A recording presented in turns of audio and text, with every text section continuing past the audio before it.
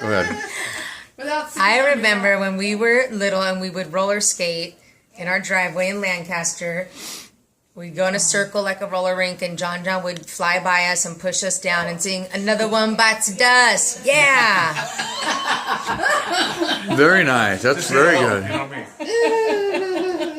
But it was fun. Okay, any other stories?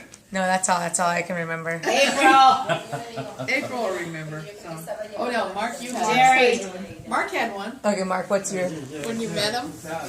No, that's not a good story. I was trying to think of something thoughtful and so forth. And one of the things now that I look back on it, so, we grow as people as we get older and we get more mature and, so forth. I remember it got brought up about John singing at our wedding. And, back in that day, it was like, oh no, we have this band and they have to sing. So no, John's not singing at the wedding. This is Robin and I conversing or whatever. And she didn't put up any resistance, and it wasn't a big deal, but it was, no, thank you, but no thank you, and we'll move on. And then you sang Can't Help Falling in Love, is that right? At April and Brad's wedding, and how magnificent that sounded. And to this day, I regret not having you sing at a wedding. Oh, that's so sweet. Oh, we're saving my spot. And we can't take it back. Oh, God, I'm so glad. Okay, Jerry, do you have a story about John? I've held that against him for 15 years. Do you have a story about John? That all the time. That's sweet. I'm trying to think here. Where's April? A story about John. April! Can you get back to me? I can think about it? Yeah. Thank you. I'll have to think about that. Sorry. Okay, go ahead. It's my 4th of July dress. I just have the first memory of John when I was just finished 21 and a half hours of labor, looking like I was battered to death. And she did. And I was hoping for a little blonde-haired, blue-eyed girl. And I got this little baby handed to me that looked like an Eskimo with little slanted, puffy eyes, dark reddish-brown skin, and looking so foreign. I couldn't hardly relate to him, and they said, "You had a little boy," and I said, "Take him back." Because I just did not want a boy. And then right after they put him in... There it is. Wait for it. So I'd make so much money if I could bet. Right after they put him in my arms, it was just like a magnet or something that I just loved him immediately. And it was so sweet and so precious that the magnetism that comes between a mother and her baby. Stop it. And then he was African American from the waist down. Then he looked like Bobby Godman. No, he was the most precious little baby that ever lived. So sweet and cuddly and She wouldn't put him down. just adorable. That little guy that I'm in that picture with was the sweetest thing in the world. Nothing's changed. He's still the sweetest thing in the world, and I love him so much. Thank you for being my son. Tell us that. Go ahead. What happened? We're sharing stories about John. Any memory or... Well, I can remember the Diet Pepsi Mike incident. was really getting in there. I thought you might... What happened with the Diet Pepsi incident? Well, it was a rule in our house and we lived... Excuse me! Hey, she's talking now. Oh, sorry, didn't hear. It was a rule in the house and we lived at the Sun Valley condominium that we weren't allowed to have my dad's Diet Pepsi. So if he were to find out, we would get in big trouble. So that was the rule. So obviously it was the last Diet Pepsi that really pissed him off. So somebody drank it and he goes around asking all of us who drank my Diet Pepsi. And Rob and April, no. I said no. John said no. And so he started getting really upset. Oh, no, actually, no. John was over at my grandma's, Grandma Ludwig's. And so he calls up John on the phone. He said no. So then he got so upset that somebody was lying that he called my Grandma Ludwig back and said, "Get John's butt over here right now. We're getting down to the bottom of this. Who drank my damn Diet Pepsi?" So then he finally lined us up in the living room. My mom was watching, and he said, "You're each going to get a lick and a lash until somebody comes clean." And then about 5 rounds into it. He said, "Get Rob and April out of the bunch. They're too little. They can't open the can." They didn't do it, so they got out of it. So it was just between John and I. Oh no. And then finally, it came to the point where my dad said, "Okay, whoever's lying is going to get not only what they've already gotten, but from this point on, they're going to get every lash that the person that's innocent is getting on top of that." So I think at some point, because this happened in the living room, and a bathroom was like super close by, I had thoughts in my head of, okay, I could haul ass to the bathroom, lock myself, and said, "I'm not coming out. I didn't do this. I'm not taking another beating for something I didn't do." I'm not taking it. Because he wouldn't come clean, and I was so upset 'cause I kept looking at him going, "Why are you lying, dude? Seriously, just come clean already." And look, I was crying, it just hurt. My butt was like so. Deny everything. I couldn't believe it. Yeah. So then finally, I think after 10 rounds later, he finally came clean. And so then, didn't you take him upstairs, Mom, and polish him off? And didn't you give the remainder spankings to John after that, or was Dad the one that did it? Oh, I think Dad did it. All I know is I went upstairs in my mirrored closet and pulled my pants down, and every color of the rainbow was on my butt cheeks. Wow. And it stayed that way for a good few weeks. And How many this, times did you get hit? this And my was, payback was me going out your side door. This is payback. this was karma. Yeah, this was Because sweet. prior to this, No. Payback Uncle Lloyd. was after the Diet Pepsi sucker. We had a door in our master bathroom that went out. So if you Yeah. had a pool, that could be your little bathroom that you went into when people wanted to go to the bathroom. You know? Uncle Lloyd wanted to know who went into their. Bathroom. Master bedroom went out the side We had a door. rule: you just don't go into our master bedroom. Do Yeah. anything else you want in the house, but don't go to our master And bedroom. we were playing a game. Same game. Same We game. were, yeah, but we were playing a Lloyd, game. Uncle Lloyd lines us up. I know my kids didn't do it, so it's between Oh, yeah, John and right. Carrie. John And and he Carrie. takes a carom stick. It was a thin, switch thing, like a freaking thin No, little that was- You know what stick. a carom switch is? No, A carom stick. And so it here could have been the Weeping Willow thing. we're both getting licked all the time. She knows. She's And I'm the one going, that it did sucks, doesn't it? Doesn't it suck to get your ass beat for something you didn't do? So Doesn't it suck? the Diet Pepsi incident was karmic justice. No, Diet Pepsi, you happened way before the Uncle Lloyd incident. Sorry, Charlie. Well, I try to I check. remember thinking, this sucks, doesn't it, bro? Because this is sucking for you right now. Now you know what it's like. I was pretty sure it wasn't John because I gave him the Indian truth test, and you can have a cup of water, and I had John stick his finger in it. If the water shakes, then you're guilty. That's the Indian. It's like a lie detector test, but John passed it, so I had to keep on spanking Terry. Whatever works. That's something I will There you never go. Those forget are our about loving this stories folks. of your husband. Okay, April's going. Oh no, I'm okay. You're Oh, dead. come on, you know it. You're on. Hi. We've been having a pool day today, celebrating my brother's 50th birthday. And all I can say is I have the most awesome brother in the world.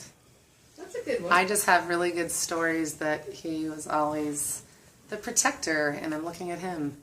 So probably my biggest memory is when he went away to Okinawa, and I was heartbroken because I felt like my heart had left along with him to go to the Marine Corps. So I remember pretty vividly wearing his boot camp picture in a pendant that I had been given from him, and I wore that in my 4th grade picture, I believe. 4th grade or something like that. Anyhow, he was just an awesome big brother, and still is, and I love him dearly. I think he's one of the most intelligent, articulate people that I know. I think he's generous and thoughtful, and I'm glad that he's my brother. I love you. Happy 50th birthday. Yay. Yay. Thank you, baby. But I already did one. You any more? No, I'm good. There's no limit. Okay. Okay. Okay, one more is when John was graduating Marine boot camp. And we hadn't seen him in 3 months. He had lost about 25, 30 pounds. Hey, John. Mom's telling a story. Talking too loud. They're talking too loud. Okay, hold on one second. Start again. Okay, one of my fond memories is when we went to John's boot camp graduation.